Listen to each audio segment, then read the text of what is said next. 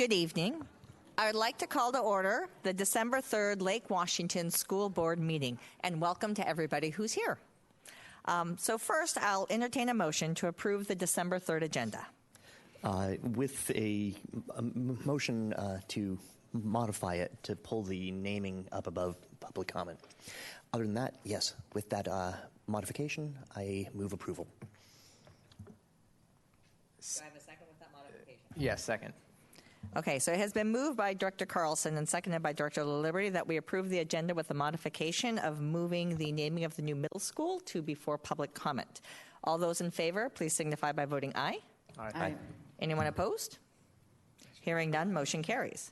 So with that, we will move to our first item of business tonight. So Dr. Stephen, will you please introduce our host school this evening, which is great to see. I'm gonna cheat for a second. It's Rockwell. My children both went to Rockwell. So it's great to have you here tonight. So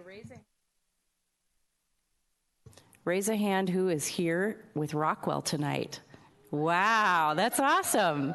Thank you all for coming. We will ask Principal Michael Clark to come up, and I recently had the pleasure of visiting Rockwell and even had Principal Clark present to our district administrators on some cool things that are happening at your school. And so thanks for being here, and we'll hand it over to you.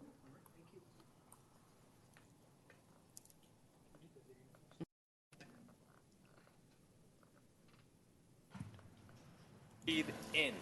Xander said it's what we breathe out. Do you know what that is? Carbon dioxide. Carbon dioxide.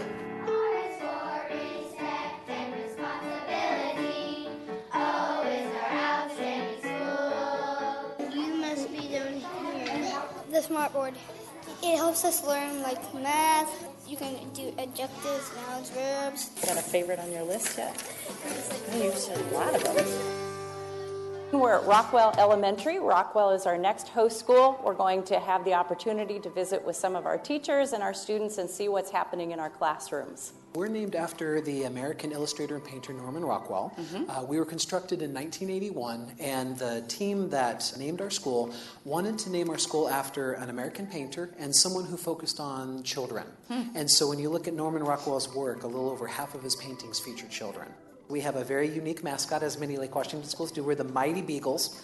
And the reason for that is that Norman Rockwell loved beagles, and they appeared in many of his paintings. So we are the Mighty Rockwell Beagles. And what's another positive or neutral reaction that we could have? We have a focus on culturally responsive teaching. We obviously wouldn't have time for everyone to brainstorm an idea about everything. This is the second year we've had that focus. So we've engaged in professional learning, rotations to see one another in practice, and we're really trying to move the needle and make sure that we use culture as a strength and a reference point for our kids. I really appreciate that question. 60 seconds, I know, is 1 minute, right? Which is 1/60th of an hour. Right. And so then I keep going. Dreambox is an adaptive math program that they use, and it's a game, but it's different math games that they play that are kind of centered around, it can be focused on different learning targets or different math standards. Is this related to your math lesson? It's like, yeah. So I assign games that they can then play that are focused around there. But it's a lot more fun because it's on the notebooks. It's a frog. Do you remember his name? We are an incredibly diverse school. We are an international community. We have families from all around the world. There are over 30 languages spoken every day, and kids need to see themselves reflected in their classroom.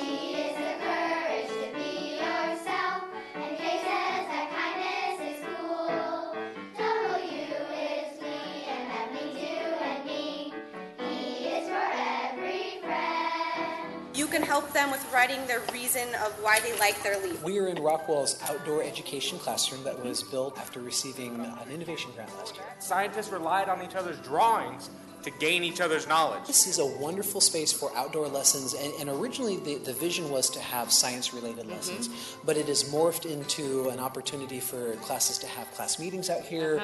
Because it's green and a green leaf. Readers Writers Workshop. The kinders have come out and done some writing practice, and we've done some work where multiple grade levels, big buddy, little buddies, will work together on lessons out here. So it's turned into a well-used space. Now that we know a little bit more from the video, what would you like to learn about math? Go. When he was leaving, he was hugging them and giving people hugs. Big focus is here at Rockwell is culturally responsive teaching and SCIAP, right? And so how can we get kids engaged and not feel the pressure of, I don't know everything, right? None of us know everything. So it really brings all these kids in. The videos don't talk much, but it started with him starting to farm around. We're doing an empathy challenge. And it really kind of reminds me of how important it is to do this kind of work. We do culturally responsive teaching lessons around empathy, and it really has positively impacted the culture around our school. All right, friends, so I did my quick sketch.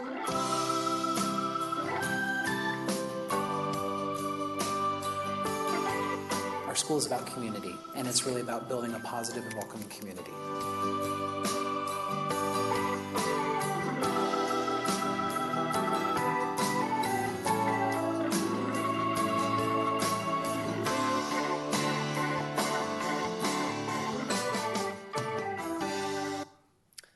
Oh, I'm getting a...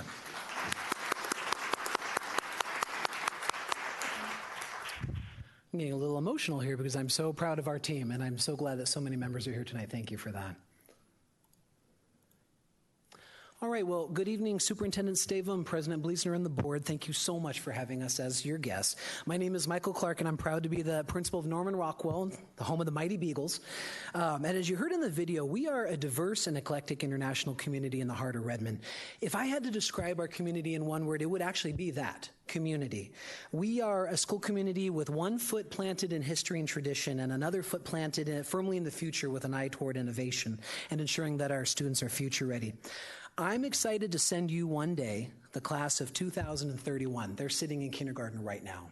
And I also wanted to say one more time, thank you so much to Jane and Siri for joining us. As I mentioned, we're a school community that has deep roots to the broader community, and we get to claim Siri as a Rockwell Mom alumna. So it was fun seeing her connect with her kiddos' previous teachers. So thank you. A little bit about our school. So as you heard in the video, we are a very diverse school. We're a member of the Redmond Learning Community, and our students matriculate forward to Principal Young in Redmond Middle and finally to Principal Todd in Redmond High School, along with choice schools. We serve 574 students in grades K through 5, and I want to point out something that we note in our continuous school improvement plan. There's a reason that I chose that image on the first slide of the PowerPoint. Our diversity is a source of strength, and we take great pride in serving students and families from around the globe. So as you can see from that data array above there, we are a diverse community. Half of our students and our families are people of color.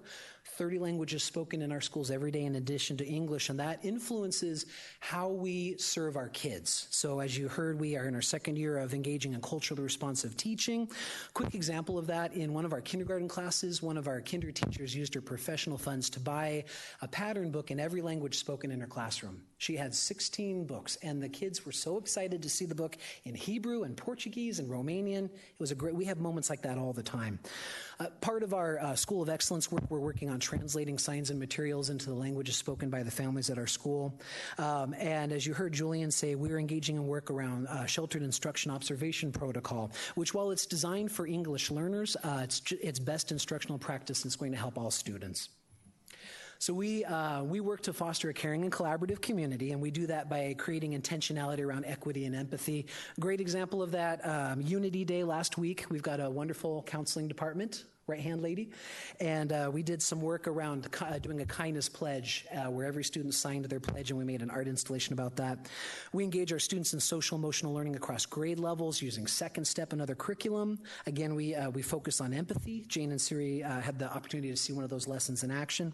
We have a school equity team, and we're actually doing some work with our physical plant, and I want to take just a minute to say thank you to in facilities Director Miller and Associate Director Buck for their leadership and their work around our ADA upgrades. And I want to mention what they did and then what they actually did.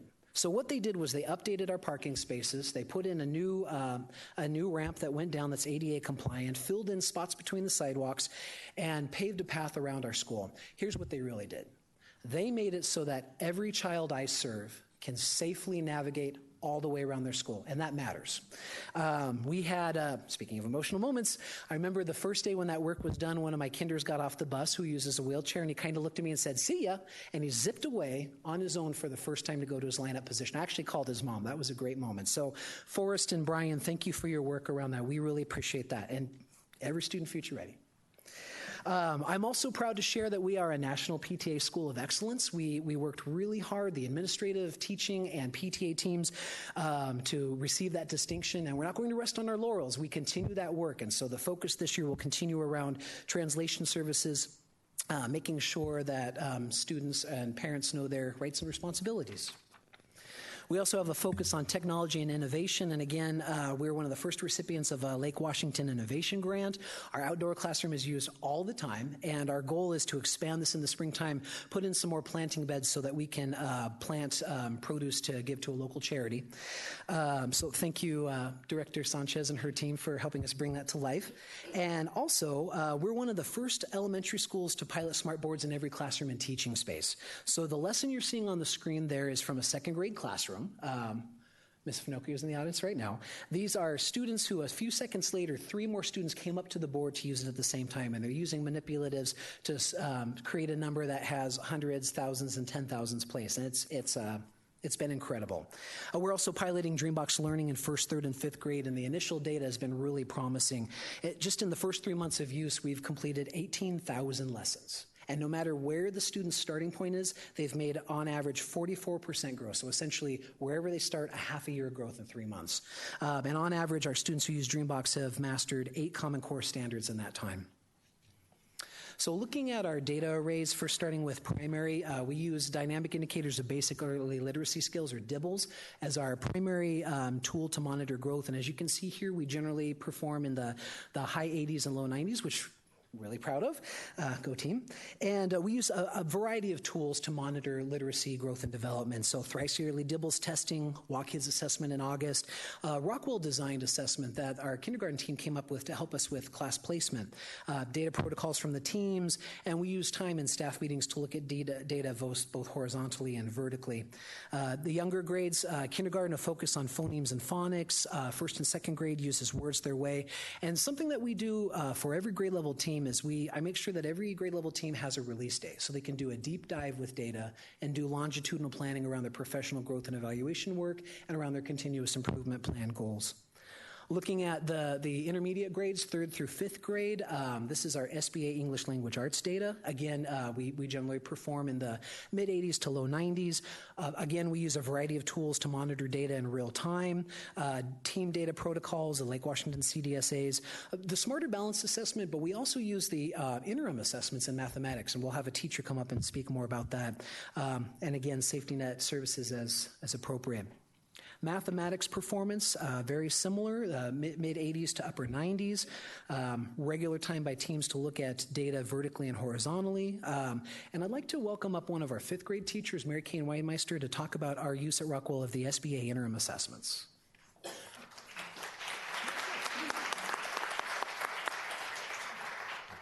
Hi, I'm Mary Kay Weinmeister, as Michael said, and I'm here to talk about one of the tools we have is to use SBA interim assessments.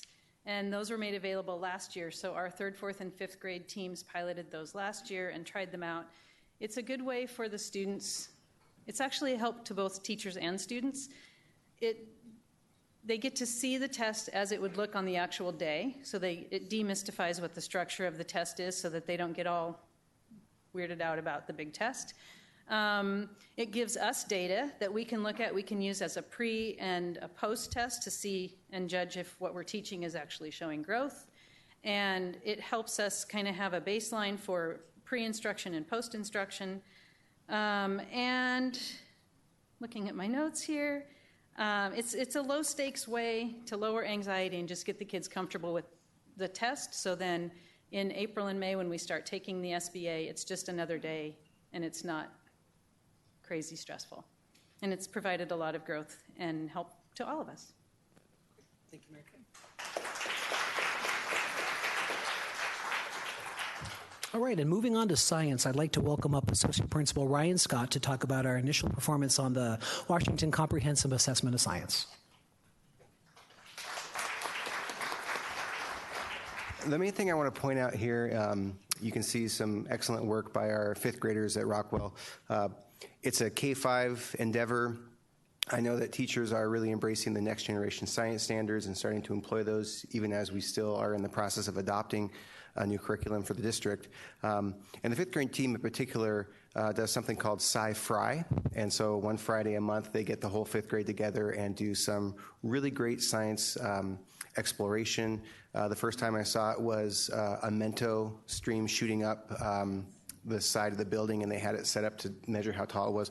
And they just really hold the kids to a high standard in their science work. Thank you. All right. Looking again to our SIP work here and our work around closing the opportunity and achievement gap. At our school, one of the greatest opportunities is work with our English learners. And as you can see from the data array there, the needs and the cohorts present very differently year to year.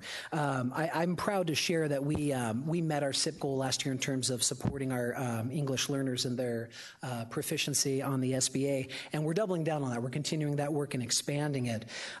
We use a few different scaffolds and supports to help in that work. Again, culturally responsive teaching, using reference for the students as a starting off point. And again, this sheltered observation instruction protocol work. We've had several sessions around that already, and thank you so much to Director Pease for all of her work and her team on that. We have a foundational understanding, and now we're starting to do a deep dive on what can we do right now in that regard. And we're also looking at the concentric circles on how this work interplays with our writing curriculum work. And of course, parents are key. We have a group called the English Learner Parent Partnership Team. Several of those parents are in the audience right now. And these are parents who meet once a month, in part for community and to build friendships, but also to give us feedback on how we can meet the needs of their kids. So thank you to the parents who in that group who are here this evening. I would also like to talk about student voice and leadership, which I think is a shining moment at Rockwell. And so I'd like to welcome up one of our first grade teachers and leadership leads, Tony Gibson.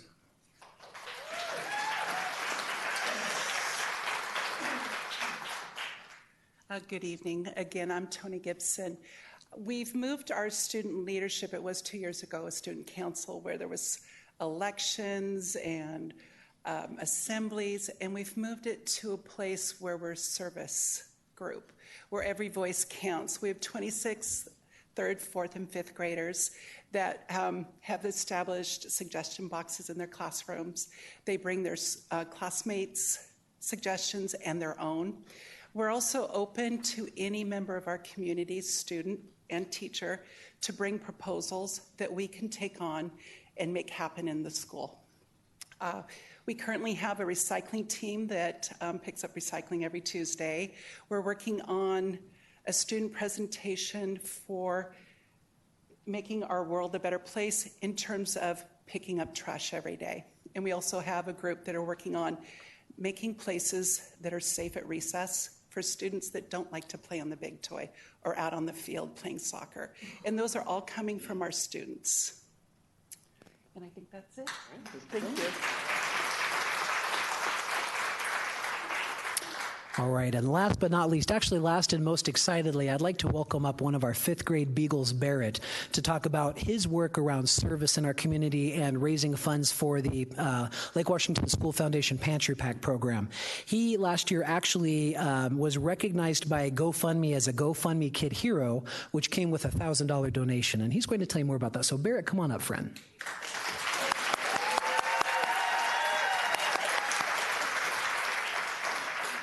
All right. So Barrett, can you introduce yourself and talk a little bit more about Pantry Packs? Pantry Packs is a program that helps Lake Washington School District kids by providing them with food on the weekends. Pantry Packs are packed by volunteers and are distributed by school counselors. I'm blanking here. I raised $3,000 last year, and I'm trying to raise $4,500 this year, and I've raised $2,000 so far. I hit $2,000 this morning. So,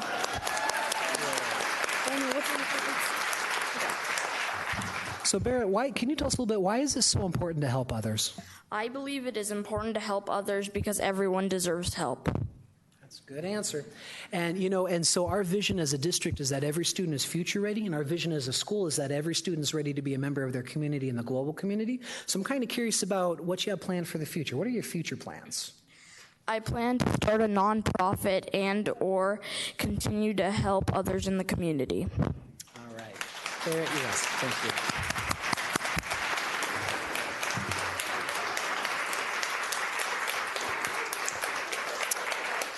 Good job. So I'll tell you, I don't know many grown-ups who've raised $4,000 for charity. That's I can't wait to help fund the nonprofit you start. It's actually 5,000. Oh, 5,000. Okay, let's get this correct here. That's great. Barrett, just really quickly, we give our Beagle Best here. We're safe, respectful, responsible, and kind. You are the embodiment of giving Beagle Best, so thank you for that.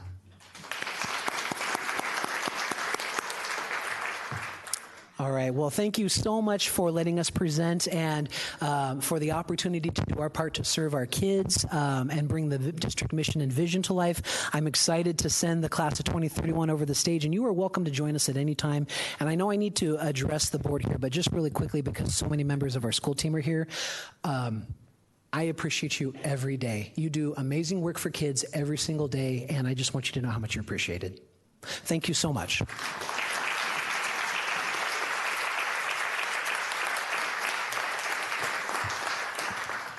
Thank you very much for a fabulous explanation of what the great things are happening out in the Rockwell community. It's wonderful to see and appreciate your taking the time to come down to tell us about Pantry Packs and the work that you're doing as well. So from there, we will now move to the recognition of our national semifinalists and commended scholars. So Dr. Statham.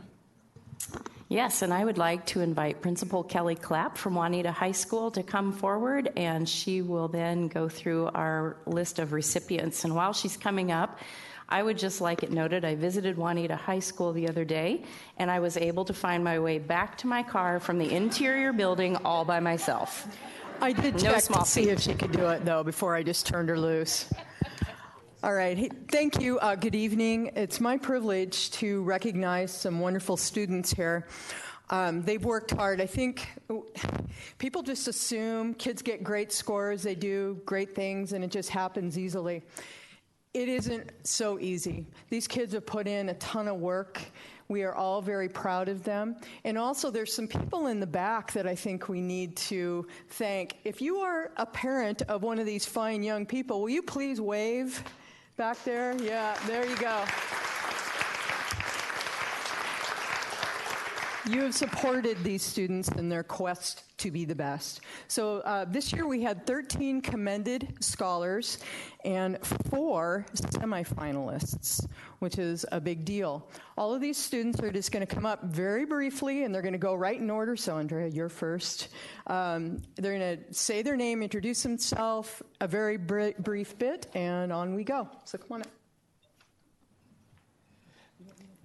And actually, sorry, since we do this every year with multiple schools, what we really want to hear from each one of your kids, if there's one teacher or one person in the system who you want to say thank you to and why, let us know. They actually got a questionnaire that had that information, so. Hi, my name is Andrea Gizila, and probably the first teacher I had was in 5th grade, and Miss Conroy really made me love to learn, so I would like to thank her for helping me get here. Thank you.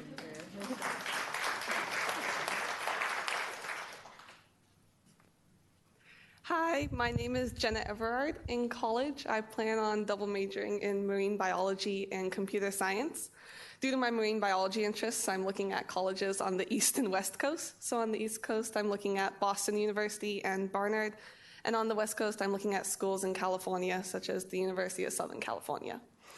My best educational experience to this date has definitely been my science classes. They just keep getting better each year. All of my science teachers so far has been great. There was building circuits in Cambridge physics with Miss Pike, and then there was Mr. Bailey's entertaining lectures in chemistry.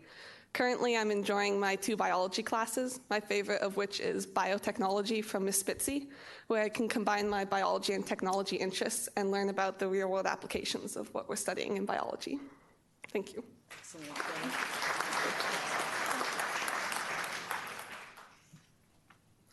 Hi, my name is Tyler Yim, and some of the things that I plan on studying in college would be psychology and possibly something to do with politics. And so some of the schools that I'm looking at are Pomona, Claremont McKenna, and the University of Washington. And my best educational experience to date would have to be my Latin classes that I took in middle school at Stella Scola, and then the fact that it culminated in a 2-week Italy immersion course.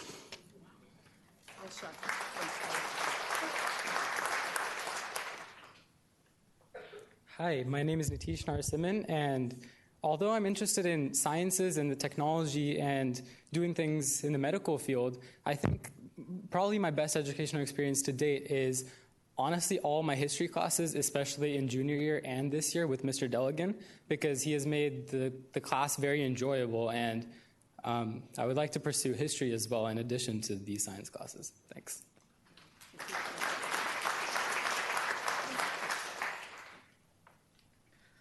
Hi, my name is Bryce Coble. Currently, my primary secondary education plan is to study engineering. My school that I'm looking at the most at this point is probably the University of Washington.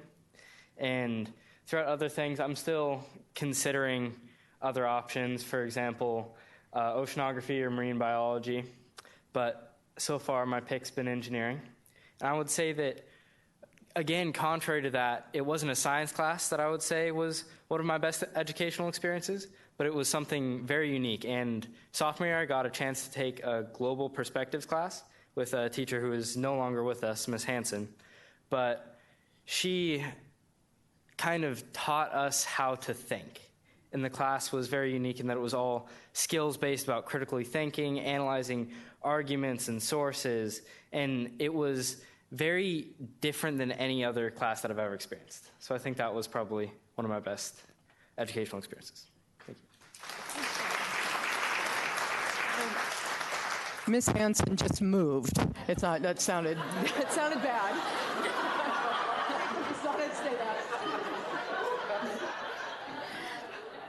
Hi, I'm Caitlin Nguyen, and for majors, I'm thinking of biology, and I want to, after that, get my doctorate in physical therapy, and I'm looking at the University of Washington right now.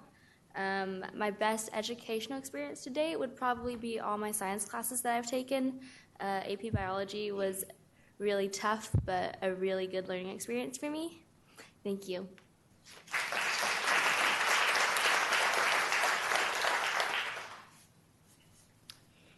Hi, I'm Aaron Jones. I'm planning on going for a computer science degree, possibly at Utah State. And I would like to thank my parents for raising me smart and helping me get to this point.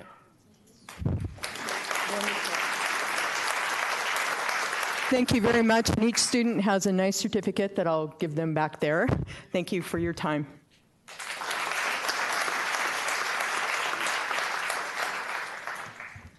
Thank you very much, and congratulations to our students for all their hard work, and to the parents for supporting them, and the teachers and staff and the community as well. So with that, we will now move on to the next item on the non-consent agenda, which is the approval of a name for the new middle school at Redmond Ridge. So Dr. Stavem. Yes, and I'm going to ask Dr. John Holman to come forward. This is very exciting. This will be the first new school naming of my tenure and an exciting point in the life of a new school. So John, we'll turn it over to you. Great. And not many board of directors get to name 3 school facilities in a calendar year. And so you'll remember last January we brought you 2 new elementary schools in which we named Clara Barton and Ella Baker Elementary Schools. And tonight I am so pleased to have Planning Principal Heidi Paul here with us to provide you with information about the process and actually identify the new name of our new middle school. You'll see in tab 5 you have a situation recommendation which outlines both the situation, highlights the policy, FF, naming our school facilities, and I can assure you that Heidi and her team have followed that policy to a T. And in board briefs, you did receive the 4 names that were submitted to the students for naming. Those names were Timberline Middle School, Cedar Middle School, View Ridge Middle School, and Timberwood Middle School. And the recommendation tonight is for the board to adopt the name presented as Heidi presents it. And with that, I'll introduce Heidi Paul, our planning principal for the new middle school at Redmond Ridge.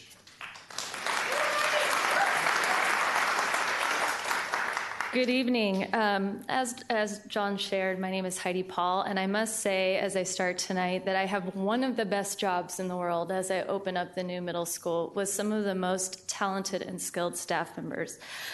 I am honored tonight to represent the current 17 staff members that have already been hired and identified, as well as the 12-person naming committee that was made up of students, staff, and parents, with the purpose to share our name submission for board approval.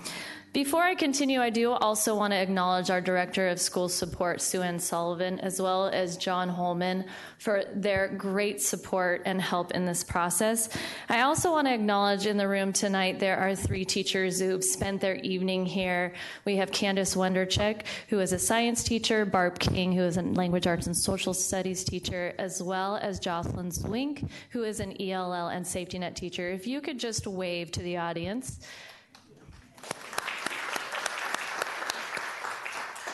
Along with the 14 other staff members, I wanted to acknowledge them tonight. They are not only currently teaching at their schools, but they are spending extra time as they continue to diligently plan for our future students. Over the course of the last several months, we have followed our district process. Our staff provided 3 assemblies at the elementary schools, Wilder, Baker, and Parks, and we also provided an assembly at Evergreen Middle School. There, we met with future students to outline the guidelines, as well as to collect their name, idea, and submissions. On November 14th was an exciting night for us. The naming committee reviewed 105 name submissions, and I'm excited to share that only one of those was inappropriate. I bet you would want to know, but I would not share because the remaining names were thoughtful and intentional and really worked to highlight not only our school community, but the environment and history. During that meeting, our students, staff, and parents selected 4 names that we believe best represented our community. As we know, names are very important. A name has potential not only to connect us to the past, but also to connect a community to the present. A name gives purpose, can garner respect, and also can define the collective efforts of a community. With this in mind, the naming committee had interest to intentionally choose those 4 school names you heard earlier, and our hope was that they would elicit a sense of inclusion, unify our student body, as well as give purpose and history and honor to the land and the natural environment that surrounds.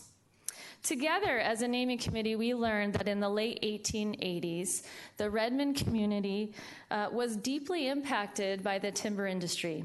Specifically, the fir trees that occupied Novelty Hill area, fueled the growth of jobs. It also increased industry, as well as residential homes that were built as loggers relocated and the city grew. The naming committee considered the history as well as the intentional efforts made by the architects and designers of our new school. All of the trees on the property that were fallen have been reincorporated and repurposed back into our building. In conclusion, I am thrilled to share that through the voting process, we have now closed those results, and I'm here to submit the name of our new middle school for board approval. Through those collective processes, our student and staff and community identified that Timberline Middle School will be our new name. Timberline is a word that means the highest location where trees thrive and grow. This definition and name symbolically connects to our students. We believe this honors the history of the land and the natural environment, and we also believe this name defines the purpose of our community. This includes diligently as we work to create an environment that helps students not only grow, but to thrive in connection, integrity, kindness, empathy, resilience, and service to others. We ask that you consider Timberline Middle School as the name that defines our new community. Thank you very much. I will now entertain a motion to approve the nominated name for the new middle school at Redmond Ridge, site number 72, as presented. I move that we accept the suggested name for Timberline. Second. Is there any discussion? This seems highly controversial name. But I do like the idea of it is the high point and aspiring to get there. It's not easy, but it's cool. So I like it. I just want you to know I live down the street, basically, on 80th and 238th. And I've watched this building go from land clearing to every stage, and it's magnificent to watch how quickly it's going up, how well it's going up, and I can't wait to see the kids in it. We feel the same way. Let's vote. Okay, it has been moved by Director Stewart and seconded by Director Sage that we approve the nominated name for the new middle school at Redmond Ridge, site number 72, as Timberline Middle School. All those in favor, please signify by voting aye. Aye. All those opposed? Hearing none, motion passes. Excellent. Thank you.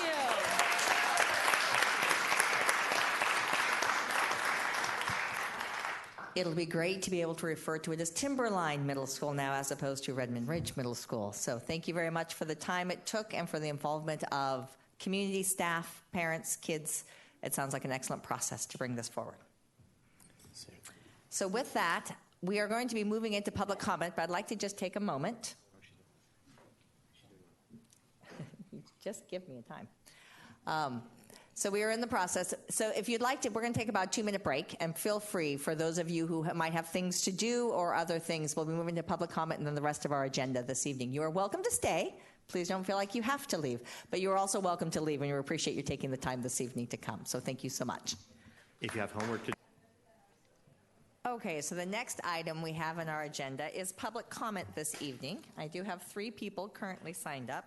As just a reminder, we do provide an opportunity for the public comment during board meetings, and the public comment time is reserved during our work meeting for the board to hear from the public. Remember, there are multiple venues. Not only is there public comment, you can feel free to email us, you could call, you could even write a letter if you so chose. Please note that public comment is not a question and answer session with the board, and the board and superintendent will not respond to community members during public comment, as our goal is to listen and learn from you. Each individual is provided up to 3 minutes to speak. We do have a red, yellow, green light over there to help you out. In order to ensure that we hear from a variety of people, individuals cannot share or donate their time to others. We have a lot of different instructions on here. When your name is called, please approach the podium, speak into the microphone, and giving your full name and school attendance area for the record. It is important for all community members to feel welcome and safe during the board's business meeting. The board does not take public comments on issues related to personnel or individually named staff at board meetings. Audience members are expected to treat all attendees with respect and civility. So with that, I would like to call up our first person who has signed up, Zach Benzawi. So will you please come forward? Thank you so much. Hello, LWSD School Board. My name is Zach Benzawi. I'm a junior at Lake Washington High School. I'm also a student ambassador in the King County nonprofit Sustainability Ambassadors. Our mission is to empower youth to catalyze community sustainability and to empower teachers to integrate relevance with rigor for community impact in the classroom. In October, we held our 5th annual LWSD Sustainability Kickoff at Lake Washington High School. In the past, we've held 3 kickoffs at the International Community School and 1 at Tesla STEM High School. The kickoff starts our school year on a high note, gathering dozens of passionate environmental stewards from our school district to think about different projects that can be implemented in our schools to drive sustainability at a district-wide scale throughout the school year. Today, I'm here to share with you about the kickoff and the amazing projects that came out of it. I'm excited to say that this kickoff was our best one yet. We had 4 elementary schools, 7 middle schools, and 5 high schools, which is about 30% of all schools in the school district. The top priority projects that came out of the kickoff were starting green teams in schools that don't already have them, getting schools to commit to Schools Under 2C, which was a program started by students at Tesla STEM High School, engaging in and collaborating with PTSA and ASB in order to drive sustainability and collective impact with both groups, to share success stories on the sustainability page on the district's website, and to convene our 4th annual Community Sustainability Summit in late spring with schools, cities, and businesses. We're currently planning this right now and will invite you in the coming months. We're also working with teacher leaders. We had a meeting on Monday, November 26th, where we gathered our passionate teacher fellows from Eastlake High, Juanita High, and Rosa Parks Elementary to work with Jen Rose, Hannah Seidler, and Kate Atbars from the district, as well as representatives from community groups, Sammamish City Council, and Mike Brent from the Cascade Water Alliance. Together, we looked at how these passionate educators are integrating problem-based learning focused on water systems and educating for sustainability into their classrooms. Here are the problem statements that they're working on right now. Jason Wessels, a biology teacher from Eastlake High, is focusing on the relationship between our water cycle, our watershed, and the water utilities we depend on. J.D. Stutz, a chemistry teacher from Juanita High, is teaching students to create an emergency water system for themselves in the event of a major earthquake that is due to hit our region in the coming decades and wreak havoc on our water systems. Emma Morris, an AP Environmental Science teacher from Eastlake High, is focusing on managing and conserving the clean water that we have and designing infrastructure that can integrate our systems in the most efficient way possible. Renee Wirtman from Rosa Parks Elementary is taking on the project of integrating social studies, NGSS, ELA, and arts curriculum to better work together in the classroom to maximize and enhance cross-curriculum learning for students. This is just the beginning. We're building off this momentum with our upcoming events. I just have like 30 more seconds. Our upcoming event, Engineering the Greenest Possible School Buildings. Teacher leaders, student leaders, and community leaders are convening at Bennett Elementary School, the greenest school in the Bellevue School District, this Wednesday, December 5th, from 2 p.m. to 5 p.m. We've already invited Jed Reynolds and Forrest Miller from the LWSD Conservation Office to attend. We'd also like to work with the district to develop a sister workshop specifically for Lake Washington School District teachers, featuring the greenest school building in Lake Washington School District. Thank you. Thank you. If you could do us a favor and leave your comments here with Diane, and then we can have those as part of the record as well. That would be great. Thank you very much for all the work you're doing in regards to this. This is fabulous. So our next person is Aman Narula.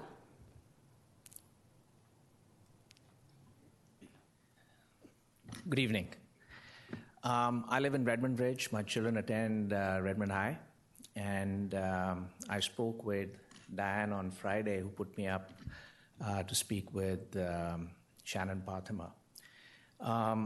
I asked her why, unlike Issaquah School District, Lake Washington limits the posting of community flyers to its parents' body only to nonprofit organizations. She explained that this was a policy that was made way back before digital media was used to disseminate information through peat jar, like it is right now, and instead physical flyers were sent to parents in student backpacks. So parents had objected apparently to their students being subjected to many advertisements, and so at that time the district decided to limit the flyers to just nonprofits. Today, the old logic, therefore, does not apply of the flyers harming students, because flyers are digitally sent to parents who have not opted out of the Lake Washington School District's email system. Parents can also go to their home school's website and look up peat jar posted flyers for extracurriculars and other activities. As a parent of teens, I find the school website and the peat jar flyers as very helpful first place to start my discovery for an activity I may be searching for. I know that Issaquah School District has a policy of allowing for-profit organizations to post flyers, and the community really appreciates that, because then for any education-related searches, they can start at their local school's website before going anywhere else. That helps pull traffic to school websites because they now have more meaningful content than if only nonprofit flyers were posted. Since peach jar postings are expensive, that acts as a screen for frivolous postings. As an example, I looked at the Redmond High School. Currently, they have 11 flyers versus 28 at Sunny Hills. It's not an apples-to-apples comparison because Sunny Hills is an elementary school and Redmond High is a high school. But even if you get flooded by flyers from for-profit organizations, it is all posted digitally, so it really doesn't matter. I would therefore humbly like to submit that Lake Washington should take another look at this issue and, just like Issaquah, permit for-profits to post their flyers through PCHR. Thank you very much. I actually don't have but I can email it if you like. That would be great. Thank you. Thank you very much.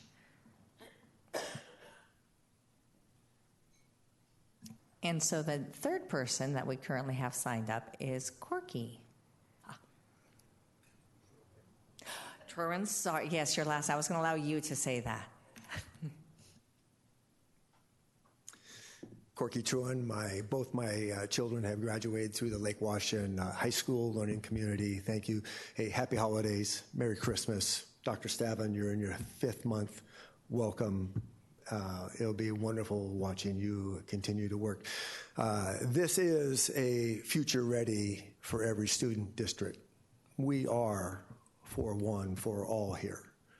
And it is vital that our entire 30,000 plus student body have the exceptional opportunity, not just to be a student, but to live in a house, live in shelter. Right now, this district has about 400 children that are classified homeless. One child is too many. So I encourage the Lake Washington School District to work with the 3 city communities to find ways to put every child in a shelter that they can continue to be future ready and not live in their car and not live with another foster family that they may have to move to another foster family or to another foster family and really contribute to a difficult pattern to be a future-ready student in the Lake Washington School District. If you could find the gracious community leaders in not only our community, but our businesses to help find resources to give these unfortunate students, through no fault of their own, they weren't put on this world to be homeless. We need a greater sense of safe and inclusive community, not only in the Lake Washington School District, but our neighboring school district as well, and then out throughout the state.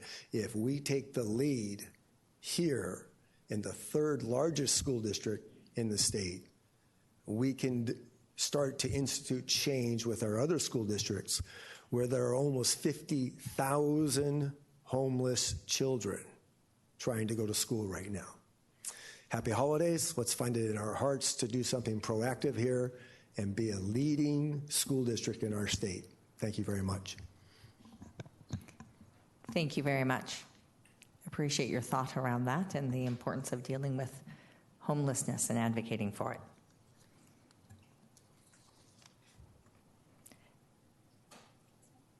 Okay, so our next move is the consent agenda. I will now entertain a motion to approve the consent agenda. Move approval. Second. It has been moved by Director Carlson and seconded by Director LaLiberty. Dr. Stavin, will you poll the board?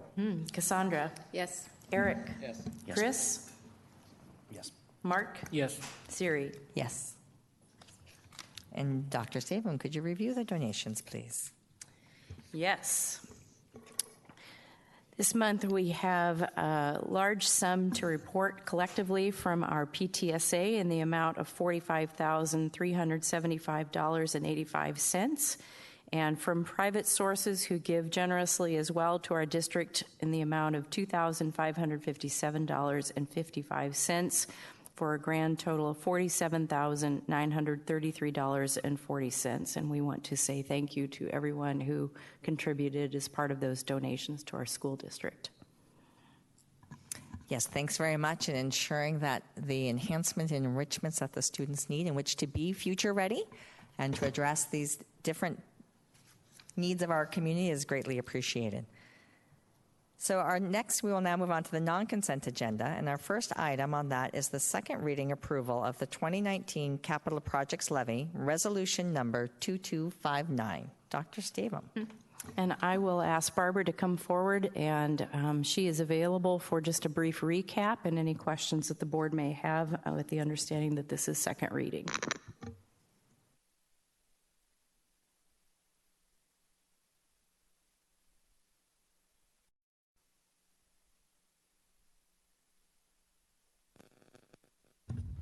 Good evening. So I will give you a brief recap. The resolution in front of you is put in place as the district had a long-term funding plan that was recommended by our long-term task force. That funding plan included an April 2016 bond, which was passed, and a February 2018 bond that was not passed, and then future bonds coming up in future years. That February bond did not receive the required 60% voter approval to pass, and it would have provided capacity for additional 2,100 students. Our district continues with our unprecedented enrollment growth, past enrollment growth, and projected future enrollment growth. Our district continues to have immediate critical capacity needs that need to be addressed. So we have the proposed capital projects levy as part of this resolution after working with the board through numerous study sessions between March and November, convening a levy advisory committee. We provided an overview of the projects to the board at our November 19th board meeting. The levy would pay for, the levy totals, it's a 6-year capital projects levy totaling $120 million, or $20 million per year for 6 years. These levy funds would pay for our critical projects to address our enrollment growth and also student safety and security. Specifically, it would include classroom additions at Lake Washington High School, including auxiliary gym and commons, classroom additions at Carson Elementary, Franklin Elementary, Rose Hill Elementary, and Twain Elementary. And it would also include expansion of core facilities where feasible and district-wide student safety and security updates. Estimated tax rates are listed for you in the situation recommendation.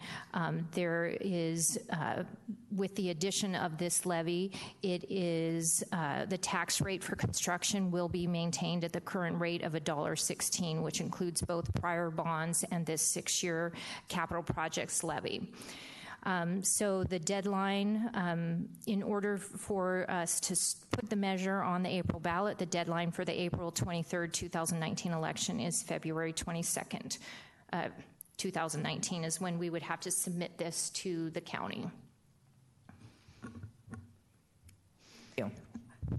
Are there any questions? Go ahead, your turn. No, go ahead. Just a rhetorical statement to. So this maintains our existing tax rate and does not raise taxes? Correct. Thank you. Tax rate, yes. Mm-hmm. And if my understanding is correctly, it is the paying off of the 2012 capital levy that was 6 years that did the additions, that is also. Yeah, so that one has been paid off. That one, it was actually voted in 2011, and that was paid off. And then we have prior bonds prior to 2016 that are being paid off, and then our 2016 bonds, and because we did not have the 2018 bonds, we can structure both the current bonds and the 6-year capital levy to maintain our tax rate at $1.16. So this will continue sort of the conversation of being able to maintain and invest in our capital facilities as needed by being able to maintain a steady tax rate through it. Correct. Okay. Maintains a steady tax rate. And this is to address the average of 700 per year for the last 10 years of students joining us, correct? This levy will address short-term critical capacity needs that will. It doesn't solve the problem for the average. Stays in the So we have the long-term plan. We will continue to have need future bonds in order to address capacity needs not only from our past growth but proposed future or projected future growth. But without these, it would be a severe setback for those students. Absolutely. Thank you. That's what I was trying. Just a quick point of clarification, I guess. Sometimes it gets confusing when we speak to a tax rate. If we can only collect a certain amount in a levy or a bond, so we have to, in this case, thank you for doing the math, determine what it's going to cost and lay out that dollar amount, and then work it backwards to put forth the $1.16 rate. Correct. If for some reason we collected more money than the amount we stated we needed to, what would happen? So we're not allowed to collect more money than what our voters have approved. So as assessed value increases higher than what our assumptions are, then the tax rate actually decreases. So because we're collecting the same amount that our voters have authorized. So as assessed value grows, the district is not collecting more money. We're collecting the amount that the voters have authorized, and if as AV grows above our assumptions, then the tax rate decreases. Great, thank you. Okay.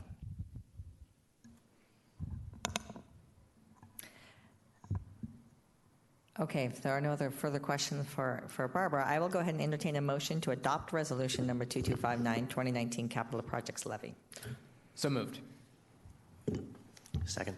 It has been moved by Director LaLiberty and actually what I'm going to do, is there any further discussion prior to moving on to the vote? I would like to say that first, I appreciate all the work that has gone into this. There's been multiple study sessions in looking through this and going through looking at multiple ways of really trying to figure out where are the critical needs and where is that. We looked at, do you build a new elementary school in Kirkland, or is the additions another option to do in which to do that, as well as on Sammamish? And the decision was finally made in looking at that to work with additions, because it allowed us to build capacity in multiple places and not have to focus in one and be able to address that need specifically. The key, I think, in looking at this is, and I would support this resolution, is in 2016, as we just got to do tonight, we just got to name the Redmond Ridge Middle School Timberline. And so we have opened up, we will be opening up 3,000 new seats within the Redmond learning community by the end of this year, or next year, I'm sorry, which is great. This is now the next possibility to help open up many more seats in other areas for that critical need. But we still haven't addressed our need, as we all know. So the additional work that will be happening in the sense of we have a strategic planning initiative that's coming up starting in January. That'll start to address some of the other issues, and then we'll start looking at how we deal with these facilities, not just from a critical need in building, but possibly from some more innovative, different ways of looking at putting embedded classrooms in different locations and looking at programming and opportunities. But that's going to take time and the community involvement in doing that going forward. So this is step one. Well, actually, it's about step 4 of many of those that we've done, and it will be continuing. So we appreciate the community involvement and the work that staff and community really put into putting this together so that we have a really clear critical need in being able to address these issues. Any other discussion?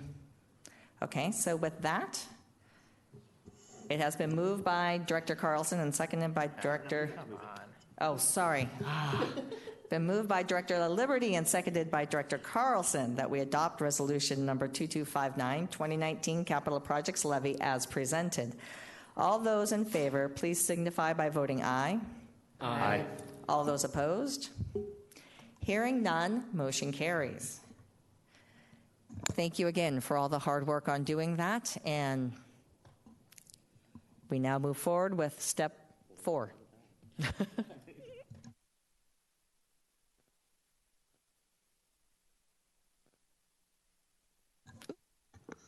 The next item on the non-consent agenda is the monitoring report ER2 Science. So Dr. Statham. Yes, and I will ask Mike Van Orden to come up and share some of our data related to science achievement in our district and some of the program development and ongoing work in that area.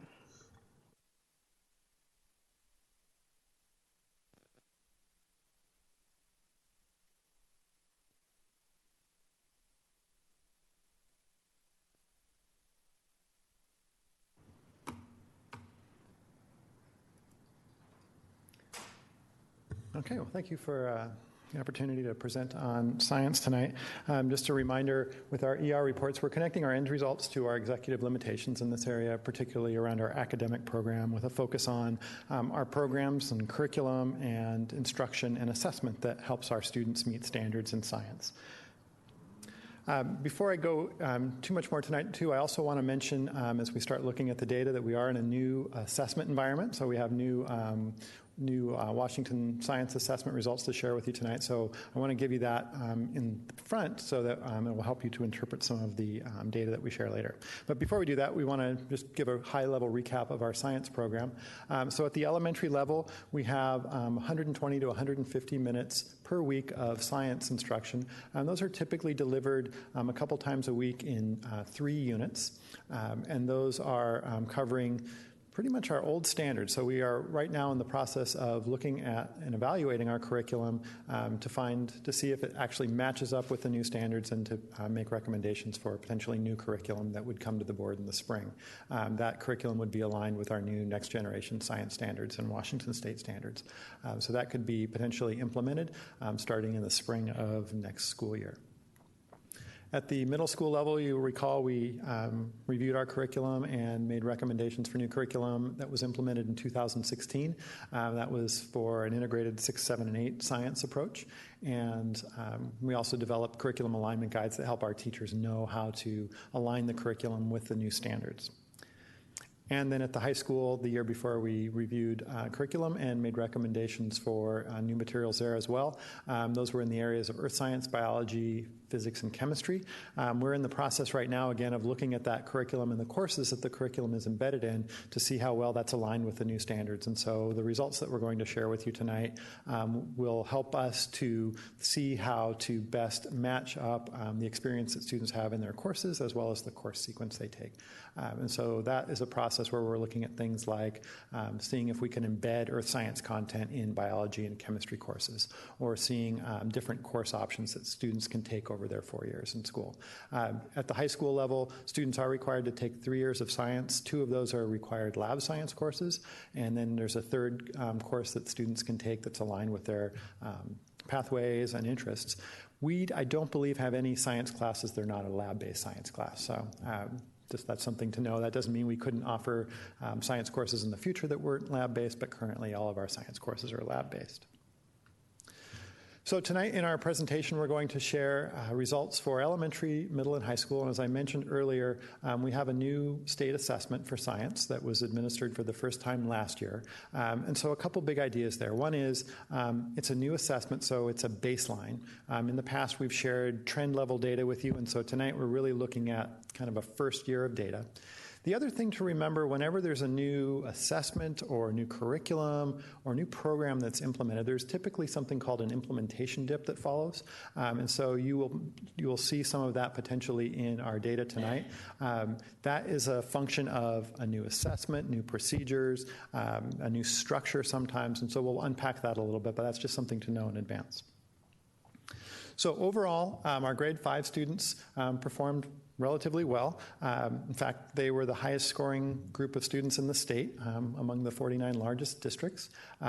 There was a slight change if you were comparing a previous assessment to this one. So again, there's a couple things going on there. One is different assessment, different standards, and again, remember that idea of that implementation dip I mentioned. Nonetheless, the fact that our students are outperforming just about every district in the state with curriculum that isn't fully aligned with the standards, I think really speaks to the quality of our teachers and and the instructional program that we're having.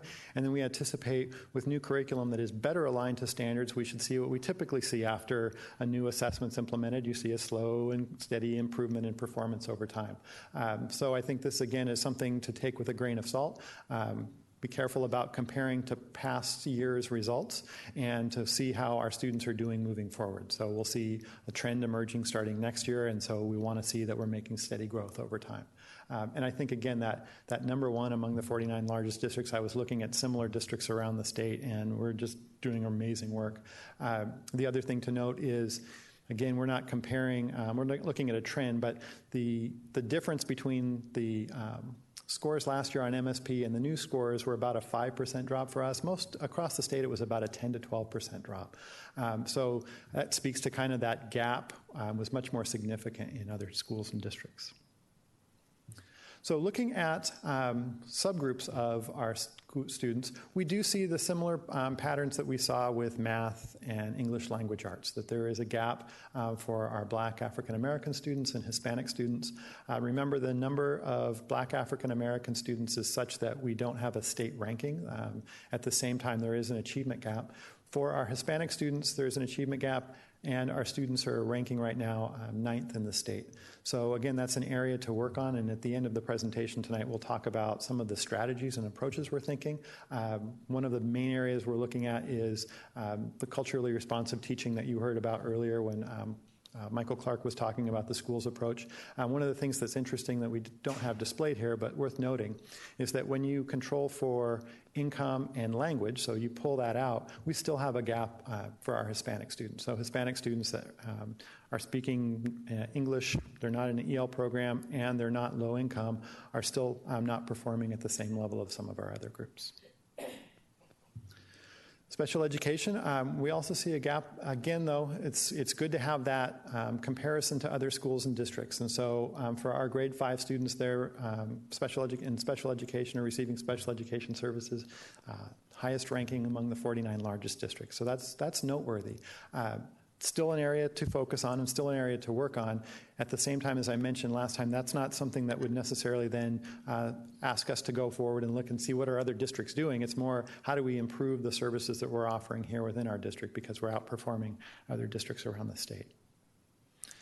We also pulled our data by disability category, as we did with the math. Something that I think was noteworthy to point out here, that 75% of students meeting standard in the emotional behavioral disorder category, that is a piece of data that gives us some information. When we get results like that, that tells us that our students are getting access to the curriculum. If they weren't getting access to the curriculum, they wouldn't be able to meet standard on the assessment, and even in these 68% categories. So that really starts to suggest to us that there may be a need to do more intensive intervention. There might be some other foundational skills that students need that are interfering with their access to the content. But I think this is, and I basically saying we appreciate the fact that there was the suggestion to look at this level of detail, because it is giving us some actionable information as opposed to saying, well, we're getting 49% of our students receiving special education services and they're not meeting standards. Well, this suggests that for some of our groups, that access to curriculum may not be an approach that we might want to use, whereas with other groups it may be. So I think that's been a helpful strategy for us as we move forward. In our EL program, in our 5th grade, we also see, as we see in ELA and math, that our students who have exited the EL program are performing as well as students who never were EL students.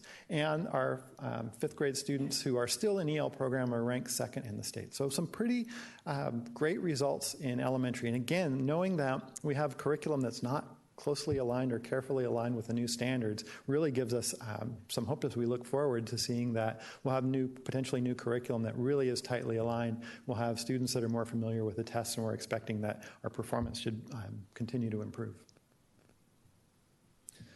For our low-income students, we do see, as we see in our other areas, a gap. And again, as with our other areas, there is that significant difference in terms of state ranking. So in other areas, we're in the top 10 usually, and in science, pretty much in every other category, we're 1 or 2 with a few areas that are 7 or 8. Whereas with our low-income students, we are seeing that difference. Not as much so as we did see with math and ELA, but still 17th makes us wonder what's going on there. And so we'll talk at the end about some specific strategies that we're working on. And I think it's partly a function of thinking about students in ways that maybe we haven't thought about before, where other districts that have large numbers of students who are in poverty are really thinking about approaches and building strategies into play. That may be something that we can learn from by sharing or comparing with other districts. And then moving on to middle school, again, fairly good results. We have 79% of our students meeting standard on a new assessment, third in the state, so not quite as good as fifth grade, but still high performance. And so this is an area where we're thinking that there's potentially a need to look at how we provide support for teachers in delivering new curriculum that is aligned with standards, and so that'll be something we talk about towards the end of the presentation, about the training and support that we're continuing to provide for teachers as they deliver instruction that's aligned to the new standards. As with our other grade levels, we do see performance and achievement gaps similar to fifth grade.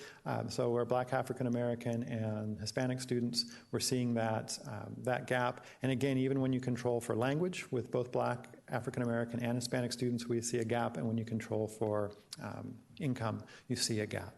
So that's something to keep in mind as we look at it, is there's probably a combination of thinking about factors related to income and poverty, and there's also probably a need to think about factors related to race and culturally responsive teaching.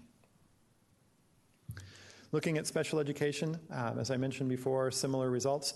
Again, though, we're looking at third highest scores in the state. Now, 36% is not an area that we should be celebrating. At the same time, when we're thinking about approaches, it probably makes more sense to look internally and look at strategies and do things like I mentioned before, which is to look at groups of students and to see, is it a function of them having access to the curriculum? And so we think about things at the secondary level in particular, like co-teaching and opportunities for kids to get really strong literacy and math instruction that supports science. And so we're thinking about, at the secondary level, looking at different groups, that there's some potential there to give us some guidance for how we approach science in maybe a different way than we would at elementary. EL, here's an interesting thing. We still are getting very good results, our exited students. We don't see that outperforming like we've seen in all of our other areas. Still about a 6% point gap, not as much as we've seen in other areas. At the same time, it's an area that we can focus on and think about. Kelly Pease is doing some really nice work with our secondary programs around literacy instruction. And you might say, well, literacy is not science, but science has a very strong language component to it. And so we think that that might be an area that can help us. Also be thinking about our SIOP strategies that we're working on that give kids access to academic vocabulary. And that's a way that they can access science as well. So we see those as two promising practices. And again, our EL students are ranking quite well in relation to other schools around the state. Low income, as before, this is an area where we see that persistent gap and that persistent ranking compared to other schools that's not comparable to our other areas. And so definitely an area of need and focus. Finally, moving on to ninth grade and some interesting data to share with you tonight. So I think last time there was a question about looking at students who are earning a C or higher as opposed to simply passing science courses. So we have that data to share with you. Currently, though, as just a celebration, 96% of our ninth grade students are getting full math credit. And so that's something to say that they're on track to graduation. But here's the interesting thing, and I think we'll unpack this more in our other areas, particularly next year, but also this year as we're doing improvement work. That percentage drops to 85% when we look at students who are only earning a C or higher. And so you'll see, as we look at our subgroups, that line that's very comparable in terms of students earning full credit, those gaps start to appear again. We also have 31.3% of our students meeting standard on the new science assessment, and so that is more a function of the number of student test takers. And I was going to ask Tim Krieger just to come up and provide a little bit of context for that data that you're seeing up there and explain what those numbers mean. Tim, you want to share that? Quick clarification before we go there. C or higher. It's been a little while since I've been in high school. What's not higher than a C but passing? A D. So we have Ds. Okay, and 10% of our kids in science have a D. Well, probably more. So 10% of those, 96% have a D. Yeah. And I'll add one more thing to that. A C minus is also lower. So this data is C or above. So what's below would be the C minus, the D plus, and the D. So Do we also include pass-fail? So for the C or above, what's going to happen is those are going to be taken out of that analysis, but they're included in the passing analysis. So it's just a wash for the C or above since there is no C or above. For the science for grade 11, as you remember, 2 years ago we had a very similar situation with math where we had a high refusal rate because those students couldn't meet the state assessment requirement through the EOC. And by the time they got to the 11th grade, many had met that requirement. This is somewhat of a similar situation. This is the class of 2019. Science is not a graduation requirement until the class of 2021. So when this assessment was administered in the spring, we had quite a few students not show up. So the refusal rate was about 61%. So we had about 39% of students take the assessment. The first row that you'll see is of all students that should have taken the test. That's our accountability percentage. The one that's below that is of the students that actually took the test, how many passed? Any questions on how that's laid out?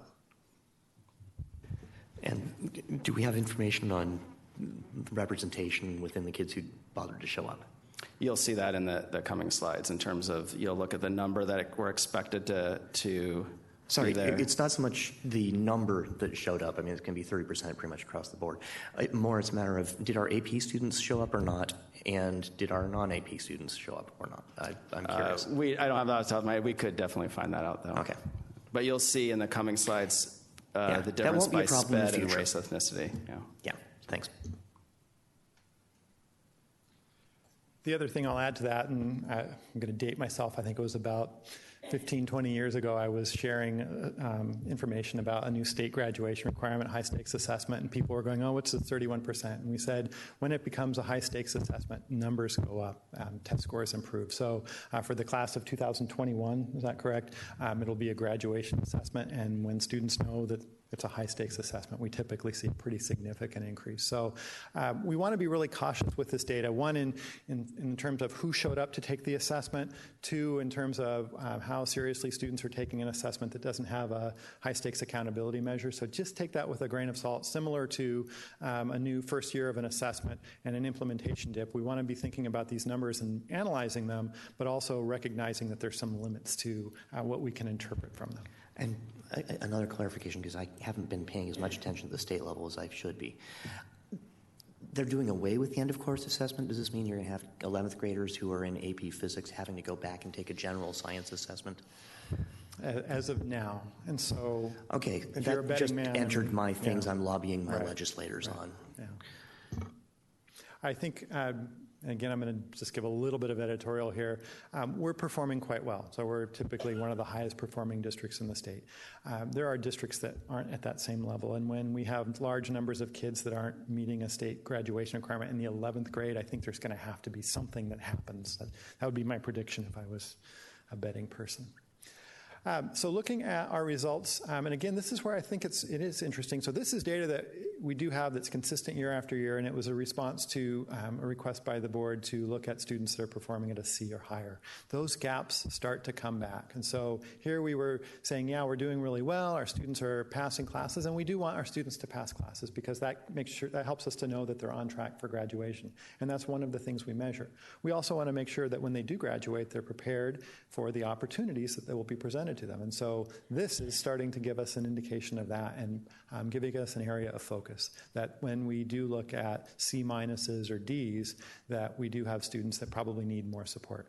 And so that would be looking at our instruction, looking at the kind of supports that are built into the school day and after school day to make sure that our students are succeeding in their classes. Sorry, that next one had what I was after. Oh, the next one is. So this is our subgroups. Again, this is where I think we have to be careful because we don't know within these groups who's showing up. And so there may be factors related to students' enrollment patterns. There may be factors related to their race and ethnicity. There may be factors related to income. But these do give us at least kind of a first indication of how students may be performing by subgroup. And we do see similar types of performance gaps as we saw in some of our other data, in particular math and ELA. But again, I wanted us to be careful, and we were careful about not over-interpreting these, but we do see gaps. Special education, C, again, this is just consistent. And I have to say, I was a little bit surprised by this, that there is such a clear indication of that gap reemerging when you look at C- or higher in all of our areas. Not quite as severe as it is for the achievement scores, but still 52% of our students who are not earning a C or higher. That's something to think about. And then, again, we still have gaps. Not quite as much as we saw in our 8th grade scores. And again, I think when that becomes a high-stakes assessment, that'll be something we'll want to keep an eye on. EL students, there is a small gap there for students earning, but interestingly enough, this is where it's always surprising and fun to look at data. We have a greater gap for students earning C than we do for students earning C-. So that gap actually reduces a little bit there. So that's something that tells us maybe there's some things happening that might be supporting our EL students. And then similar gaps for the new Washington State assessment. And then low income, the gap reemerges when we look at C or C- or lower. And a gap for our new state assessment results. So I think this is where I think the greatest interest is so how do we actually take those results and make them into actionable plans? And I think last year there were some questions about, you need to think about what the causes might be before you just start jumping into solutions. And so that is something that we're constantly asking ourselves. What might be the factors that are contributing to student scores or student results that would then lead us to potential strategies?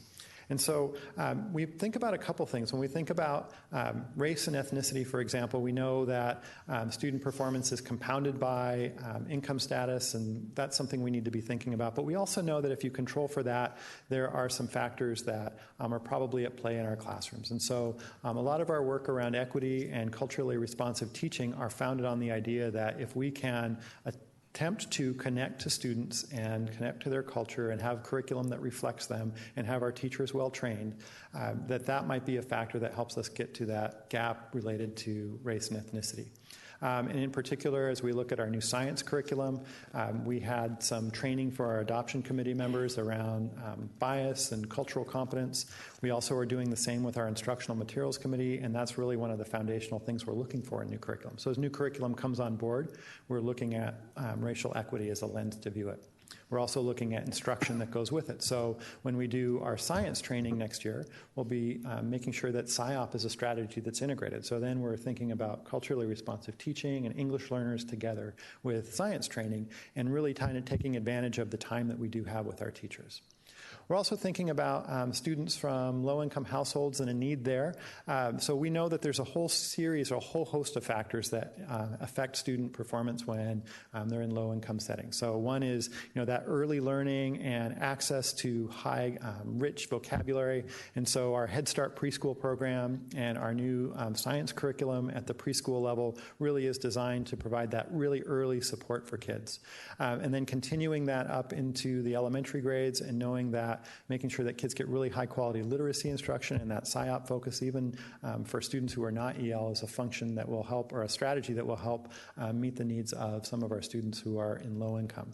One of the things, though, I think that we are starting to look at and recognize now is that there also needs to be those community and social supports built around students. And so, as I mentioned in prior presentations, we have our McKinney-Vento Homeless Liaison who's out providing supports, and our Head Start program that provides early supports. But as you heard tonight when Matt Gillingham was presenting, we're also looking at the social emotional support, so the trauma-informed interventions, the community partnerships that we can have that can come in and backfill services for students that maybe we can't necessarily provide in a school setting, but with community support we can provide to students. So those are factors that those are strategies that will help address factors that sometimes come with poverty that relate to achievement. And so that's part of our larger MTSS work, is integrating the social emotional, the behavioral supports together with the academic supports, and really think about that more systematically. And we think that's going to be a strategy that addresses the results that we see for students who are low income. As I also mentioned, we had some results in special education, and so that's an area where we see one of the big factors is access to curriculum and access to general education, and so we are making very intentional efforts to build in co-teaching and inclusion. We just met with our inclusion advisory group today and are in the first stages of talking about how do we make our school settings inclusive for all students so every kid gets access to all the core curriculum, all the same behavior supports that every kid has in a really inclusive way. So we're going to what are the factors that contribute to student outcomes, and then how do you build strategies to address those factors? And so you'll see that embedded in our strategies as we move forward. And then as we talk about our strategic plan, you should see those embedded in that as well. The last thing I'll say to wrap up for our strategies is one of the things we also know is that those access to those real-world experiences and those meaning-making types of experiences in science are so important.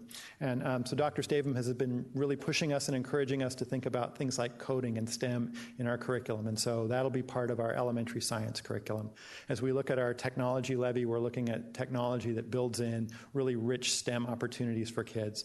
As we move into the secondary level, Matt Monabianco and Dr. Pierce are looking at STEM opportunities for kids there. So that makes science come alive, and then as a result of that, you see students performing better in science. So that's also a part of our strategy, and we should be building into our next strategic planning process as well. So I think that is it for our strategies. All in all, in particular, because of a new assessment, we are making the conclusion or the assertion that we have partial completion or partial achievement of our ends results. Remember, we set that 85% target, and we're a little bit below that because of a new assessment. My belief is that that should come up next year, and we should be achieving for all students in our subgroups we continue to need to work on. Mm-hmm. Oops. I will go ahead and open it up for discussion. Director Sage. Quick question on teaching. Is it a building principal decision how many co-teaching classrooms they have? Is it looking for volunteers amongst teachers who would like to be trained? How does that work? Right now, it's building level. What we're doing is we're building in training sessions so that by the next 2 to 3 years, every school will have a team of teachers who have been trained to do co-teaching effectively, and then we'll start to increase the expectation so that there are co-taught classes in each school. Our focus for that training is primarily at the secondary level for math and ELA, and then in elementary, we're also, for special education, and then at the elementary level, we also have built in ELL students. So as part of our inclusion efforts, we should see that co-teaching should be a part of all of our secondary schools within the next 3 years. And then one more question. There was something on the slide before the last one about training for people for the adoption curriculum. Right. Is that something that doesn't happen right now? Or so is this actually, new? no, that's a great point. We are, Dr. Rose is working with a team of teachers that represent each school, and there's an elementary, a primary, and an intermediate teacher, so K2 and 3-5. Those teachers are receiving training, and then they are responsible for going back to their building and sharing some of that training that they acquired. So that's kind of a first tier as we review curriculum and evaluate curriculum. Next year, as we implement new curriculum, then there'll be much more intensive training. And then what we're looking at doing, as I mentioned, is seeing how we can make sure that that's aligned with other efforts like SIOP, so that when we're delivering science instruction training, we're also incorporating SIOP strategies, because that's what we want our teachers to do. But typically, whenever we have a large adoption, we have pretty intensive training around the curriculum and materials aligned to the standards for 2 to 3 years. And with our elementary science adoption, because it's so materials intensive, there'll probably be a phase-in of the materials so that teachers can get accustomed to and use them. So remember, we have a kit-based approach, so probably 1 to 2 kits a year for the next couple of years so that they can build those in. The other thing, recall, as we mentioned, is there'll be some STEM components as well, and so there'll be some training around that.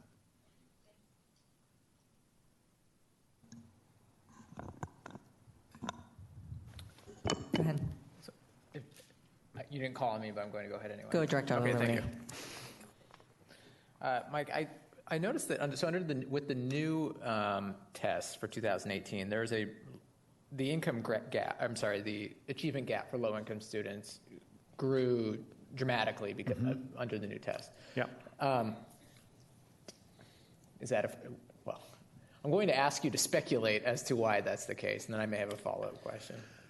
Yeah, again, I think it's a function of the number of students, not only district-wide, but in any individual school. And so in a district where there's high concentrations of students from low-income households, there's lots of professional development and learning and strategies that are built into that school. So, for example, our 2 title schools get lots of professional learning and support to really think about high-quality instruction, where we may not have done that as much.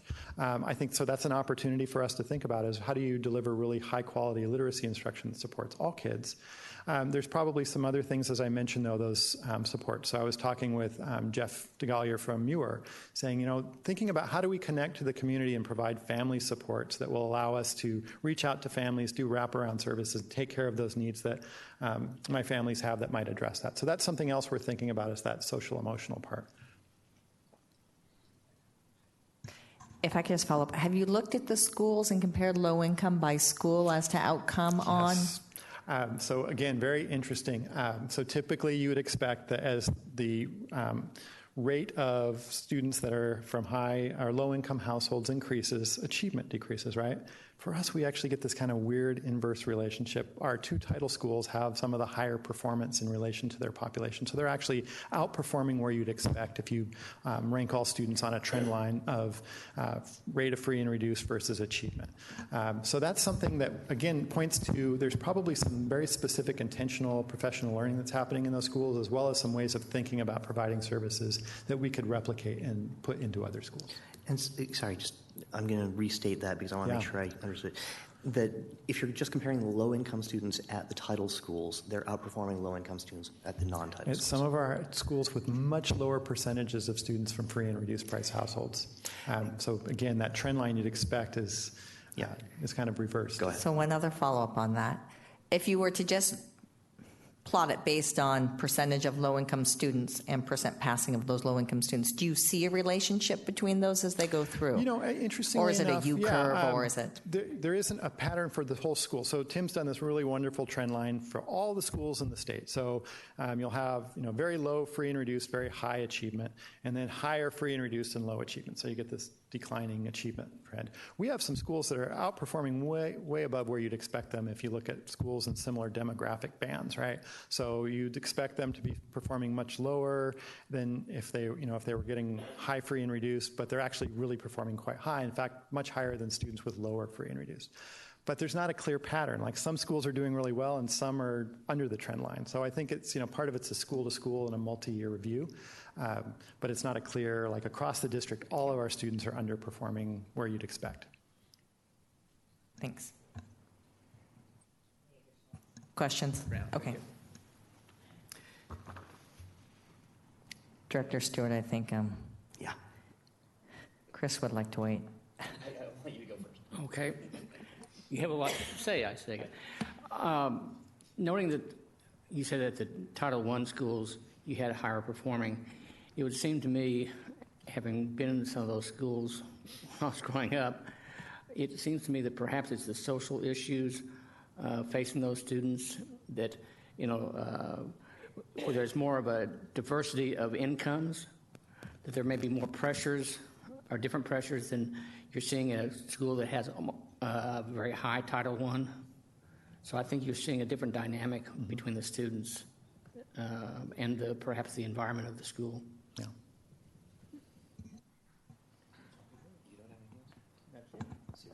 No, I'm going to go ahead and let you go first. Okay. Again, I love this. This is really cool stuff. There are many things where I'm thrilled to see the breakout, for example, on SPED by subset within SPED. And I agree with the interpretation on the things like behavioral and communication SPED, that those students are able to access the curriculum. This is fantastic news. I don't think I have different questions around the SLD students than I had for math. I have the same questions and concerns. The first is that where did our SLD students go? So we have about the same number of 8th graders as we have 5th graders. And in fifth grade, we have about, let's see, I did the math. In fifth grade, we've got about 116 specific learning disabilities. And in middle school, we've only got 70. That's a non-trivial reduction in the number of kids with learning disabilities, which actually sort of sparked an idea that I didn't bring up with math, but it would apply, it's not subject specific. I'm very interested in having a report out on post-SLD children. Mm-hmm. If they've ever had a diagnosis that got them an IEP, but they are not currently being served, I want to be able to say, are those kids succeeding or what? Or are they just getting lost in the noise of the rest of the students? Because, with 50 kids who've disappeared from our SLD category, are they just not dyslexic anymore? Or are they succeeding? Or not? Or did they go elsewhere? Bingo. I want to know all of the above. Or is it variation? Exactly. There are many year hypotheses. I just want to be able to see it. Yeah. So, the second thought I had, and this is getting back to the high school indicator, I know we've got something coming down the pike that is going to be just as inane as taking our students who are in geometry in 8th grade and making them go back and pass an 8th grade SBA, which takes 2 weeks out of the geometry curriculum for these students to go back and review 8th grade math so that they can pass the 8th grade math test with flying colors instead of continuing to learn more geometry. That drives me insane at the middle school level. That's not a fight that's really worth but at the high school level, oh my God, if you've got an AP student in 11th grade science and we're going to make them go back and take an SBA, I would very much like to be able to come up with a better indicator that we can give to the legislators, that we can say, pass your SBA and we can already have those numbers to present as a solution, rather than telling them that you've got a problem, telling them here's what you should be doing rather than what you're going to make us do in 2021. So I don't know the answer to that, but I'm hoping you guys can come up with something that basically says, look, there's categories of kids where we can assume that they would pass that SBA, and we shouldn't have to take them back and make them take that test. They've got other problems to study for. Can I ask Tim 2 questions on that too? One is, will students be allowed to take the test as a 10th grader? So right now, let's say I haven't made a determination if the class is won't be allowed to take. Right. And it's going to be one of those things that it'll come down, we're playing chicken with it, and eventually somebody's going to blink. But if we can give them a solution, well, the other thing that's come up, for example, is can you swap out a different high-stakes assessment, like an AP exam, that might allow the student to Well, AP is subject test and SAT. There are a lot of things. I don't think we're going to be able to give them a B on a science class. That doesn't. No, but there already are means in which to do so. It's getting the adoption at the legislature that allows the school districts to be able to do that. So I definitely the want to be federal able already to. allows it. But and still, that's something where if we're only going to be testing a subset of our students, I want that the censored students to be, and yes, we believe they've all passed because here's the proof, so that we can just sort of sum that up. Okay, get off my soapbox. Now, there's one thing that I noticed tonight, and again, it's not specific to the subject, but it's something that I'm very interested in looking at, and that is that when we look at our student achievement, the gaps by group, the Hispanic Latino is the one that I find of the greatest concern because it's the greatest number of students. There are more Hispanic Latino students not at standard than there are African American students, period. Because of that, the one thing that I do, again, a compliment to the group, the data we're getting on ELL really does continue to convince me that we're doing a spectacular job of turning a child who's learning English into just another student. They're not distinguishable from the background of the population. This is fantastic. It speaks well to our students, it speaks well to our teachers, it speaks well to the flexibility of a child learning a language. I can't imagine 3 years after starting a new language being tested in science. Anyway, that said, our Hispanic Latino students are the ones where they're going to have the greatest confounding with the ELL variable. Many of them will still be in ELL. To the extent that that's dragging down the performance of Hispanic Latinos, I'm not worried about a student who's still in ELL. I am worried about the students who are not in ELL. So when it comes to the breakouts, both for SPED and for race ethnicity, if that could be just non-ELL students, I would find it much more meaningful. in helping me understand how much concern I have around low performance of a group that might be high in ELL, when I'm confident from the data you've shown us that the ELL program is performing well. So that's one. And I'm sorry, I just have to briefly editorialize. Below a C gets credit? Anyway, I've said enough on the subject. I know, Mark. I know. You feel very passionately. You've got a group of students out there that are trying their best. Yes, I'll give them that. But that's the whole thing. You should find a way to get them a C. Well, maybe your students in history, they aren't making it in history of their science students. Yeah, okay. So, all right. And that's about it in terms of my major questions. I have one thought on, and this I need to show, not tell. When it comes to evaluating the performance of the low-income students, the problem with many of our schools is they've got so few low-income students that it's just stochastic. If you've got less than 10 kids in the building, you don't get a meaningful number on what fraction are passing. Year to year, you can go from 30% to 70%, and it means nothing about how the building's performing. It's just that particular batch of students. But there are ways to look at it in terms of if you aggregate across the population. We've got 28 elementaries. If you just rank order them by how many kids are low income, and then you take the top 2 schools, which are going to be our 2 Title I schools, and they're one category, and then that's probably going to be about 20% of our low income students. If you then just aggregate the schools beneath those until you wind up with another 20% of the students and another 20%, so we wind up with quintiles, then that comparison will be meaningful, even though any one of those buildings wouldn't have enough kids. And it'll give us a sense for, is it really working against the kids to be a very small minority in a very high income neighborhood? Is that a particularly bad context for them? Because my intuition is that just doing the same things we're doing in our title schools actually won't really necessarily help in that context. But we'll need different strategies. But first we need to see if it's a real, where the challenges lie. So, anyway. And there ends the Gospel according to Carlson for this evening. One of the things I just want to remind us of is Mike and his team and many others have been working on the MTSS framework, the multi-tiered systems of supports, which takes into effect all of the academic types of interventions, but it also takes into account other surrounding circumstances that may contribute to a student's failure rate, which might be attendance. You have to be in class and hearing the content and having access to it, as well as access to practice materials at home, which may be online. And so we're trying to look at all of those surrounding factors as well, and we know that having that MTSS framework in place with training around that is also another mechanism that we hope really shows some good results because it helps us take a wider view of our students.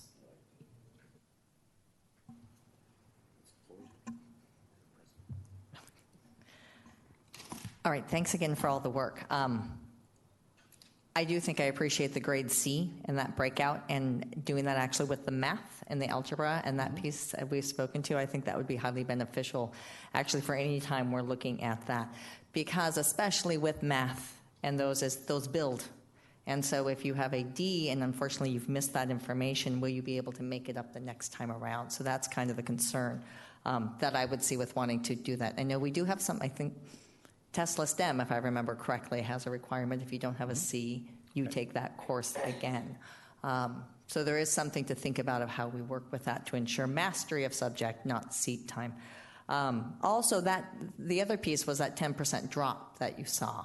And the piece with that is, what are those supports that are in place when a student, because our goal is to have every student future ready and to have every student able to succeed.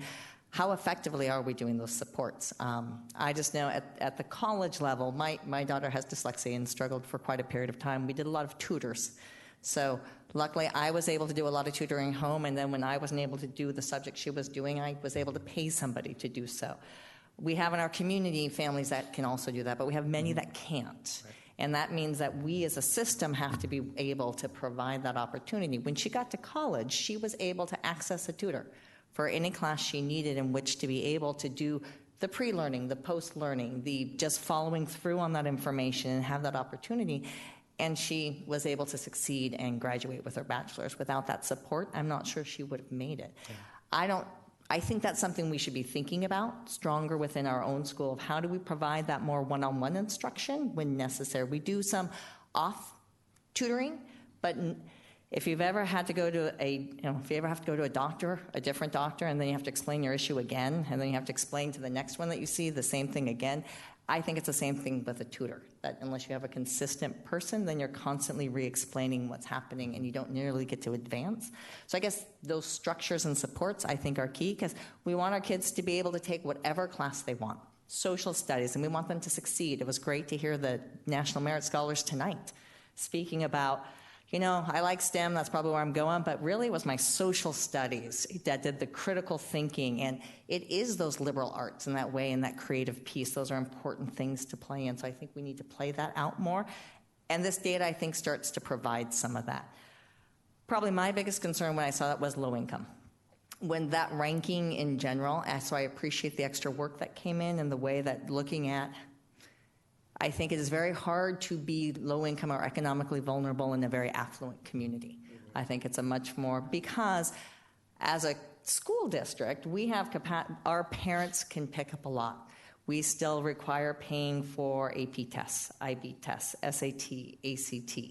There is options that we could make a choice at some point and prioritize the capacity at which to provide access across the board. When speaking about alternative testing, we could do the ACT test, pay it for everybody, and then you have capacity in which to have all your students take that. The PSAT we currently do. So there are capacities that we could start to reduce some of that financial piece and provide opportunity. The other, actually I have to admit, there was one more thing, hands-on learning. So that was the one piece I appreciate hearing about the STEM and trying to build the coding, because that's the other component that's not here, is the opportunities that our students have. Because without a framework to understand what you're doing, so even those hands-on, the FOSS kits and things, without a framework from your past to understand some of those mechanics, because that's what you have done, you don't necessarily pick up on the key things that you need through there. And I'm not sure, so we need to figure out how we build those opportunities more strongly across the board. I was just thinking actually at the annual conference that we just went to in Spokane, I went to Port Townsend, they talked about how they built they were a marine building town, and so they actually built that through K-12 from all hands-on experiences across the board so that every student had a similar experience from a hands-on thing, so apprenticeships, internships, and that's the piece that I'm not seeing here. And I think we just read the donations tonight of the support for all those enrichment activities. That's the piece that I'd like to figure out how we capture more effectively here, because I think that's the other component that drives this. Curriculum is one piece, but I think we can drive it with some other opportunities and pieces for exploration and capacity there. So those are sort of my big things. I do think reasonable progress has been made in that regards with the exceptions that have been put forward, and I think there's more work to be done as we look through those. And I think the strategic planning initiative going forward will help to sort of highlight some of those of where we want to take those things on. Do you have more to say? Okay. Sorry, I actually had forgotten to mention that I am highly supportive of the coding initiative. The joy of science in K through 8, I mean, honestly, K through 10, is that it's not as much of a building layer upon layer. It's learning how to do science, learning how to ask questions. And learning to code, the logic involved in that is a very solid piece of the STEM world that's not necessarily part of science. If you code properly, then you pretty much know that your code should work. Some people argue you can prove that it will, but nonetheless. So that's a good one. The other thing that actually, I don't know if we have it, and it's something that informally, my 11th grader tutors someone else's 8th grader in algebra. There's no reason that shouldn't be something that's just sort of systematic, that we've got little clubs for tutoring at the middle school that are high school students covering their volunteer time. That seems a really reasonable thing, and honestly, they wouldn't have to invent it themselves. I just don't know to what extent they might already exist. So, Anyway, that's it.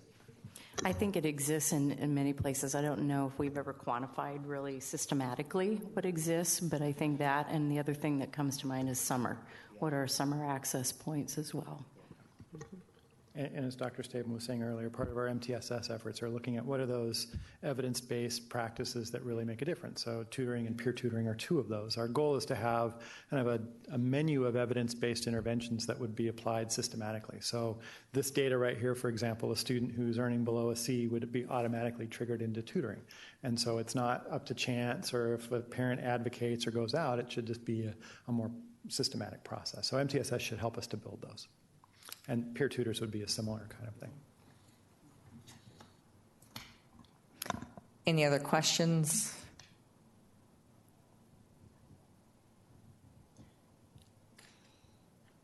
Okay, so the next step with this. No, go ahead. Remind me to ask when we talk about AP tests. I'm still trying to wrap my head around having to take chemistry before you take AP chemistry. That means you have to spend 2 years doing chemistry instead of biology or physics or computer science. And there are a few of those questions that are still rattling around my head as I see. I don't know. Maybe it's just culture. I wasn't aware that one could take chemistry and then take AP chemistry. So it seems to be the local standard.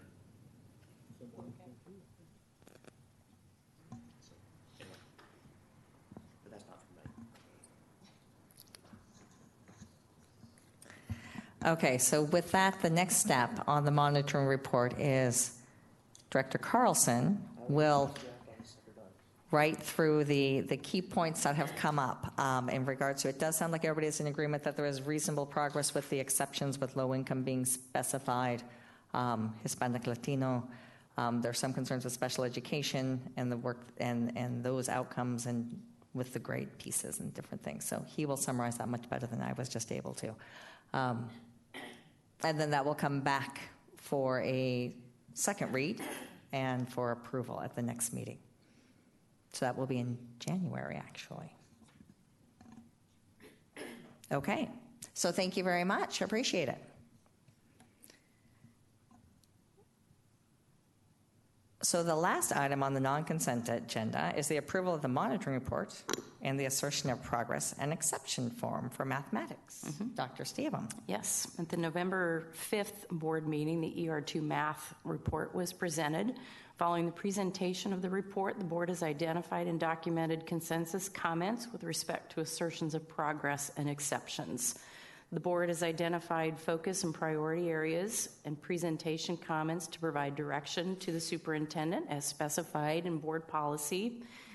And following board discussion, the monitoring report and assertion of progress and exception form for ER2 math is presented for your approval. So our recommendation would be that the board of directors approve the ER2 math monitoring report and assertion of progress and exception form as presented, recognizing that reasonable interpretation is aligned with the ENDS policy and represents appropriate targets for outcomes. Further, the monitoring report demonstrates while there were not full achievement of the ENDS policy interpretation, the board believes that the evidence demonstrates reasonable partial achievement towards the ENDS policy interpretation. All of that said, my interpretation, as I go through these interpretations for the first time this year, is that what these reports do is really provide a thoughtful platform for us to have these discussions in a board meeting where we really do look at what's important for the achievement of our students and that we are accountable for those results. And I think in a high-achieving district like Lake Washington, it's important to have that balance of celebrating the success of our high achievement while continuing to keep our eye on everything that needs to happen for all students to achieve. So I appreciate the comments and the guidance and your feedback as we present these different reports.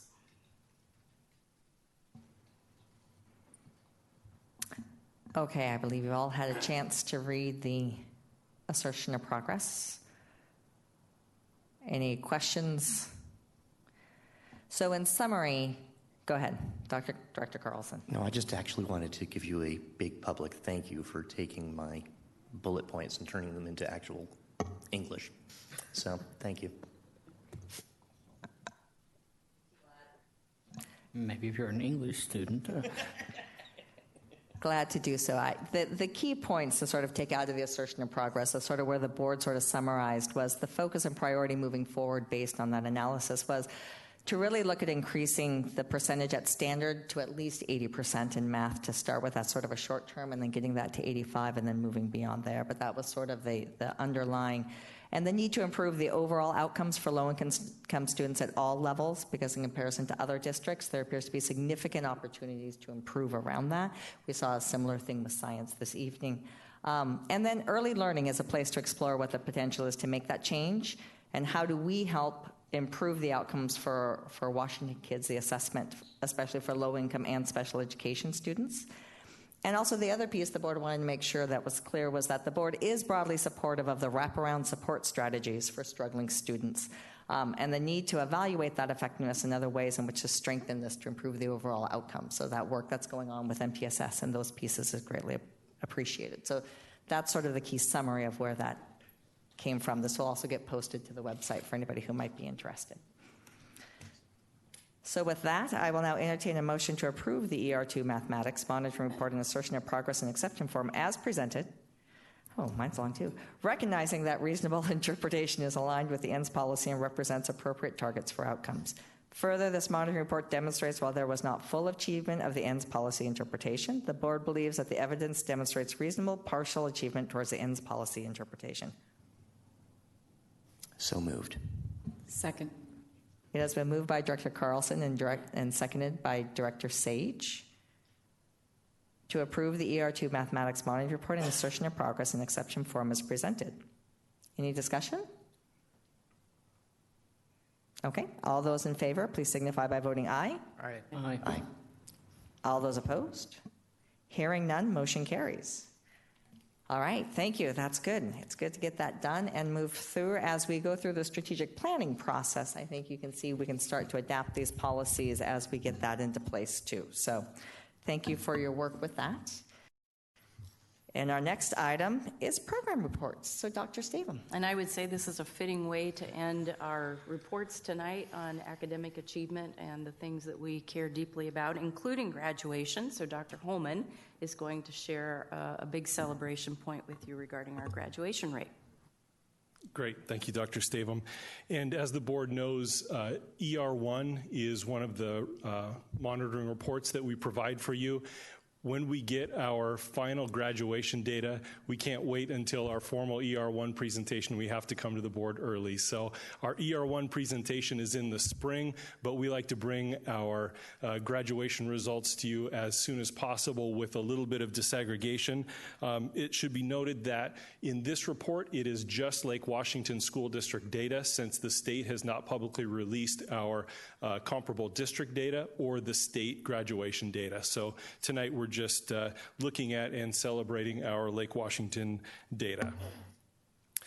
I just want to remind us that ER1 is all about our mission of graduating each and every student and graduating them future ready. That is why we do what we do, and that is what this report is all about. And so with the class of 2018, with our new data displays, I just want to unpack what this cohort is. And so the cohort of the class of 2018 has 1,802 students. 1,671 of those students started with us in 9th grade. 131 students transferred in during their high school experience. During that period of time, we had 57 students drop out of high school, and we have 58 students who are continuing beyond their four years of cohort graduation. When I saw that 57, I thought to myself, I think that's a low number. And so I went back to look at our previous years, and in fact, that is the lowest number on record that I can find. In 2017, we had 67 dropouts. In 2016, 102. 2015, 76. 2014, 97. So not only are we graduating more students, we're also retaining more students in our continuing group, and less students are dropping out. For that, the continuing students, I asked Tim Krieger, who are those students? And so 19 of those students are general education students. They have no other indicators or factors. 23 of them are participating in Transition Academy 1 or 2, and 16 of those students are what I will consider other special education students, either students receiving their transition services at their local high school or students who would receive resource room support who are continuing at their local high schools to receive their diploma. And that totals up to 1,687 students graduating in the class of 2018. And that totals up to 93.6%. And that is the highest graduation, on-time graduation rate that Lake Washington School District has ever had. And with your, yes, congratulations to all of our schools and all of our teachers, all of our staff. With our discussion around GPAs, I just pulled this data up to share. Students that have a GPA of over 2.0 with their graduation, 95.8% of those students graduate. Students that have a GPA less than 2.0, not surprisingly, 52.2% of those students graduate.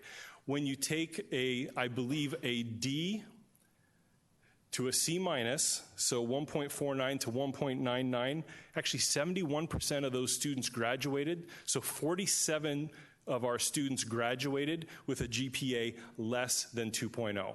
So those are things that, while the data is very exciting with our graduation rate, those are things that we want to be able to pay attention to as well, because we know those students are going to enter a post-secondary experience needing remedial services.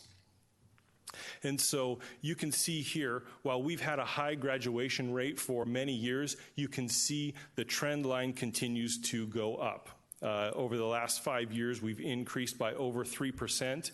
And last year, we ranked first among our comparable districts. We're excited to see where our 93.6% ranks. The extended graduation rate, so the 5-year graduation rate that we've reported to the board for the class of 2017, 95.5%, also the highest extended graduation rate that we've ever experienced. We are very excited about that number, and you can see there the trend line continues to tilt up. And as the closer we get to 100%, I think the board knows the harder it is to continue to close that gap, but that is the commitment that we've made to our community. I want to talk a little bit about some of the graduation reporting that OSPI has started to do. You remember OSPI updated our formula to really be a cohort-based formula in 2011, implemented in 2012.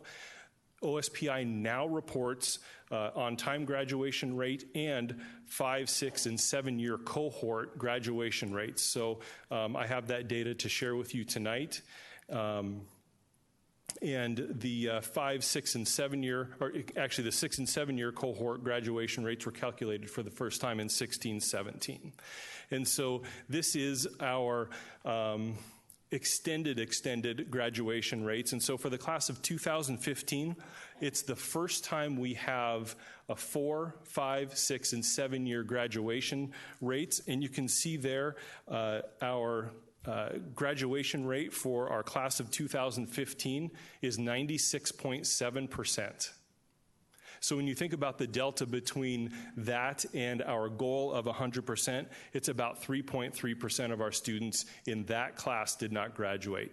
That's very exciting data for us, and we can really start targeting and narrowing in on those 3.3% of students, knowing that many of those students were dropouts, and we want to continue to pay attention to that, reduce those dropouts over time, because we are committed to seeing that goal through and reach 100% of our students graduating. This gives us really quality data. Dumb question I should know the answer to. Which category are Running Start kids in? So Running Start kids either graduate with us or they choose to graduate with the college that they attend. That's a choice that they get to make. But they'd still be in the on-time category? Okay. Correct. Thanks. Okay. When looking at some of our student groups, I think the overall thing I want to communicate here is you're going to see continued progress for every group. With our race ethnicity, while there's still gaps that we're paying attention to, you can see the overall trend for all of our groups is continuing to tilt up.